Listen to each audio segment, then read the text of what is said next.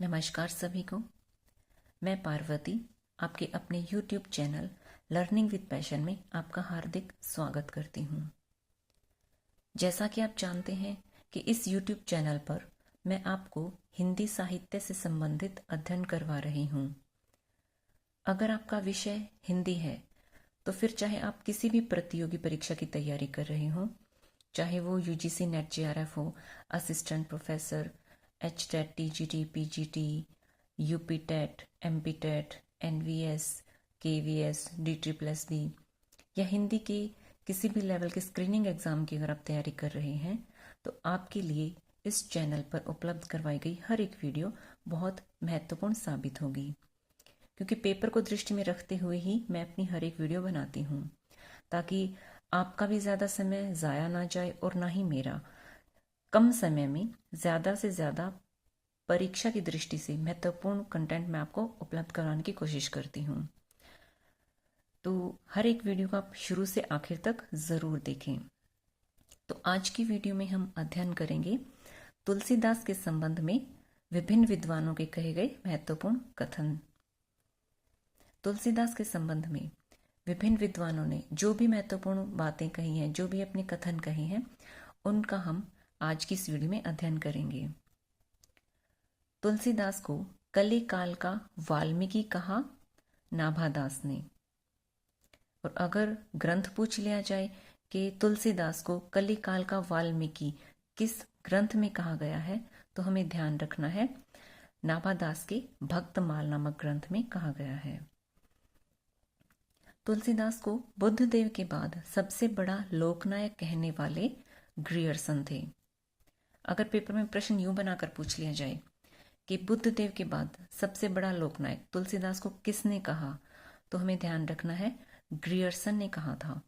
या प्रश्न यूं भी बना के पूछा जा सकता है कि ग्रियर्सन ने तुलसीदास के विषय में क्या कहा है, तो आगे 4 कथन दे दिए जाएंगे, 3 कुछ और कथन होंगे और जिसमें चौथा ये दे दिया जाएगा कि बुद्धदेव के बाद सबसे बड़ा लोकनायक।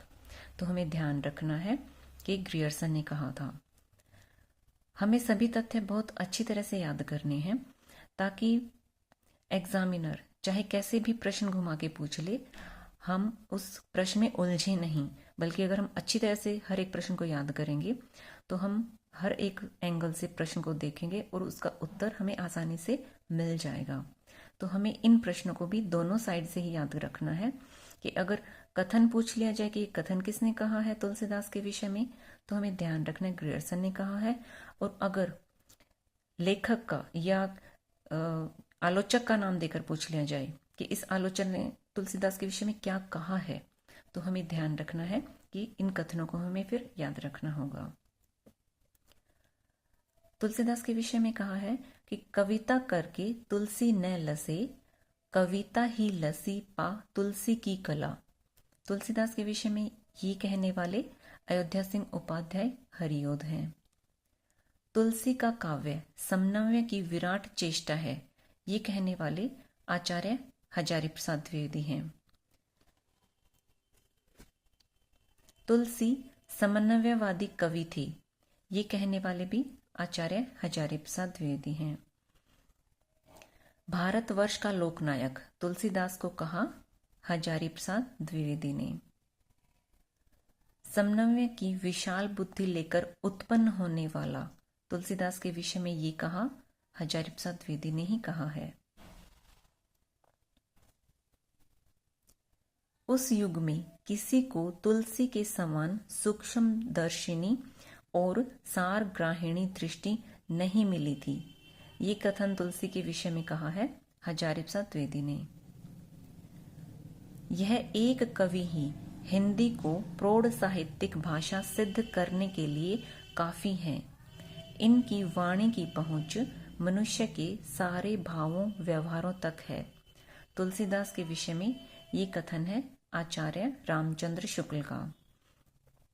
तो यहाँ पर हमें ये ध्यान रखना है कि इस कथन में 2 बातें आ गई हैं, तो एग्जामिनर ये दोनों ही तथ्य देकर पूछ सकता है या फिर इनमें से एक तथ्य देकर भी पूछ सकता है कि ये कथन किसका है। पहला कथन तो ये बन जाएगा कि यह एक कवि ही हिंदी को प्रौढ़ साहित्यिक भाषा सिद्ध करने के लिए काफी है। इतना कथन देकर पूछ लिया जाएगा कि यह कथन तुलसीदास के विषय में किसने कहा, तो हमें ध्यान रखना है ये आचार्य रामचंद्र शुक्ल ने कहा है। या फिर ये कथन देकर पूछ लिया जाएगा कि आचार्य शुक्ल ने यह कथन किसके लिए कहा है, तो हमें याद रखना है ये तुलसीदास के लिए कहा है। अब अगला कथन ये बनता है, इनकी वाणी की पहुंच मनुष्य के सारे भावों व्यवहारों तक है। ये कथन देकर भी पूछा जा सकता है कि ये कथन आचार्य रामचंद्र शुक्ल ने किसके विषय में कहा है, तो हमें याद रखना है कि ये तुलसीदास के विषय में कहा है। और अगर ये कथन देकर पूछ लिया जाए कि तुलसीदास के विषय में यह कथन किसका है, तो हमें याद रखना है आचार्य रामचंद्र शुक्ल का कथन है। तो इस एक बड़े कथन में ही दो कथन हमारे लिए बन जाते हैं। तो हमें अच्छी तरह से याद रखना है कि यह कथन आचार्य रामचंद्र शुक्ल ने तुलसीदास के विषय में कहा है। भारतीय जनता का प्रतिनिधि कवि तुलसीदास को कहा आचार्य रामचंद्र शुक्ल ने। हिंदी काव्य गगन के सूर्य और चंद्र, ये भी कहा आचार्य रामचंद्र शुक्ल ने ही कहा है। हिंदी काव्य गगन की सूर्य तो आचार्य रामचंद्र शुक्ल ने सूरदास को माना है और चंद्र माना है तुलसीदास को, यह हमें ध्यान रखना है। तुलसीदास को अनुप्रास का बादशाह कहा, वो भी आचार्य रामचंद्र शुक्ल ने ही कहा। और तुलसीदास को स्मार्त वैष्णव कहा, वो भी आचार्य रामचंद्र शुक्ल ने ही कहा था। तो प्रश्न यूं पूछा जा सकता है कि तुलसीदास को स्मार्त वैष्णव किसने कहा, तो हमें याद रखना है आचार्य रामचंद्र शुक्ल ने कहा। या फिर प्रश्न इस तरह से भी बना के पूछा जा सकता है कि आचार्य रामचंद्र शुक्ल ने तुलसीदास के विषय में क्या कहा, तो हमें याद रखना होगा कि तुलसीदास को आचार्य रामचंद्र शुक्ल ने स्मार्त वैष्णव माना है। अगर यहाँ पर यूं पूछ लिया जाए कि स्मार्त संप्रदाय की स्थापना किसने की, तो हमें याद रखना होगा शंकराचार्य ने स्मार्त संप्रदाय की स्थापना की थी। और तुलसीदास को स्मार्त वैष्णव माना आचार्य रामचंद्र शुक्ल ने। ये दोनों तथ्य हमें रिलेट करते हुए याद रखने हैं। अगला है, उत्तरी भारत की समग्र जनता के हृदय मंदिर में पूर्ण प्रतिष्ठा के साथ विराजने वाले वो तुलसीदास थे। ये भी आचार्य रामचंद्र शुक्ल का ही कथन है। अकबर या मुगल काल से भी महान एवं अपने युग का महान पुरुष, ये भी तुलसीदास के विषय में स्मिथ ने कहा है। यहाँ पर यूं भी पूछा जा सकता है कि मुगल काल से भी महान एवं अपने युग का महान पुरुष, या फिर अकबर से भी महान एवं अपने युग का महान पुरुष, दोनों तरह से ही पूछा जा सकता है। तो हमें दोनों तरह से इस तथ्य को याद रखना है कि ये तुलसीदास के विषय में स्मिथ ने कहा था। तुलसीदास को भक्ति काल का सुमेरु कहा नाभादास ने अपने ग्रंथ भक्तमाल में। तो भक्ति काल का सुमेरु तुलसीदास को किस ग्रंथ में कहा गया है, तो हमें याद रखना है भक्तमाल में कहा गया है। और तुलसीदास को भक्ति काल का सुमेरु किसने कहा है, तो हमें याद रखना है नाभादास ने कहा है। तुलसीदास को आनंद वन का वृक्ष कहा मधुसूदन सरस्वती ने।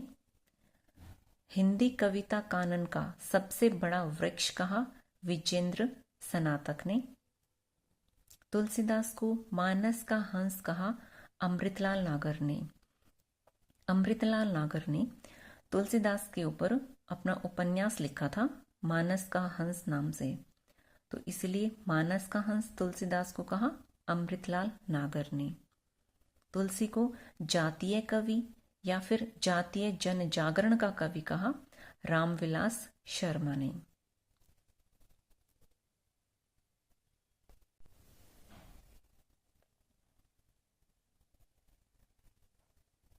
तुलसीदास को उत्प्रेक्षाओं का बादशाह कहा उदय भानु सिंह ने। और तुलसीदास को रूपकों का बादशाह कहा लाला भगवान दीन और बच्चन सिंह ने। तो ये हमें याद रखना है, उत्प्रेक्षाओं का बादशाह पूछें तो उदय भानु सिंह, रूपकों का बादशाह पूछे तो लाला भगवान दीन और बच्चन सिंह ने कहा था। तुलसी की भाषा को पुरानी बैसवाड़ी कहा बीम्स ने। तुलसी की भाषा को पुरानी बैसवाड़ी बीम्स ने कहा था। या प्रश्न यूं बनाकर पूछ लिया जाए कि तुलसी की भाषा को बीम्स ने क्या कहा, तो हमें याद रखना है पुरानी बैसवाड़ी कहा था। स्मार्त वैष्णव नहीं, सच्चे वैष्णव कहा वियोगी हरि ने। अभी हमने पीछे ही अध्ययन किया था कि तुलसी को स्मार्त वैष्णव भी बोला गया है, वो आचार्य रामचंद्र शुक्ल ने कहा है, और स्मार्त वैष्णव नहीं ये कहा है वियोगी हरि ने। या फिर प्रश्न यूं भी बना के पूछा जा सकता है कि तुलसी को सच्चे वैष्णव किसने कहा, तो वियोगी हरि ने कहा। भारत का सांस्कृतिक सूर्य तुलसीदास को कहा निराला ने। विश्व कवि कहा विश्वनाथ प्रसाद मिश्र ने। तुलसी धर्म ध्वज हैं ये कहा था चतुरसेन शास्त्री ने। राम साहित्य का सम्राट तुलसीदास को कहा राम कुमार वर्मा ने। तुलसी गंग दुओ भय सुकविन के सरदार ये कहा था भिखारी दास ने। गोद लिए हुलसी फिरे तुलसी सो सुत हुए तुलसीदास के विषय में ये कहा था रहीम दास ने। और हिंदी काव्य में प्रौढ़ता युग का आरंभ तुलसीदास से हुआ ये माना था आचार्य रामचंद्र शुक्ल ने।